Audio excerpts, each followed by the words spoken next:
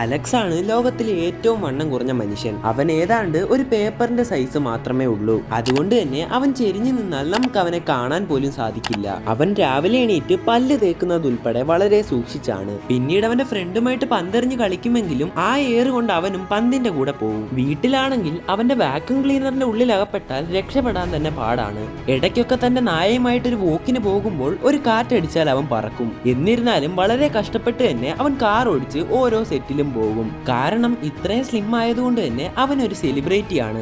എന്നാൽ അവിടെ വെച്ചും അവന് പല വിധത്തിലുള്ള ബോഡി ഷേമിങ്ങും അനുഭവിക്കേണ്ടി വരും. അങ്ങനെ ഇരിക്കെ ഒരു ദിവസം വെൻഡിങ് മെഷീനിൽ നിന്നും 2 ചിപ്സ് തിന്നാനായി അവൻ അതിന്റെ ഉള്ളിലേക്ക് തന്നെ കയറി. ഇത്രയും സ്ലിം ആയതുകൊണ്ട് തന്നെ അവന് വെൻഡിങ് മെഷീന്റെ ഉള്ളിൽ സിമ്പിൾ ആയിട്ട് കയറാൻ സാധിക്കും. അങ്ങനെ ഒരു ചിപ്സ് എടുത്ത് കഴിച്ചതും അവന്റെ കൈ വണ്ണം വെച്ചു. തൊട്ടടുത്ത നിമിഷം അവൻ മുഴുവനായിട്ടും മാറി. അത് കണ്ട് അലക്സ് ഹാപ്പി ആയെങ്കിലും ഇനി ആ വെൻഡിങ് മെഷീന്റെ ഉള്ളിൽ നിന്നും പുറത്തേക്ക് എങ്ങനെ കടക്കും? അപ്പോൾ ഇത് ആ ചിപ്സിന്റെ ഒരു ആഡ് ആയിരുന്നു.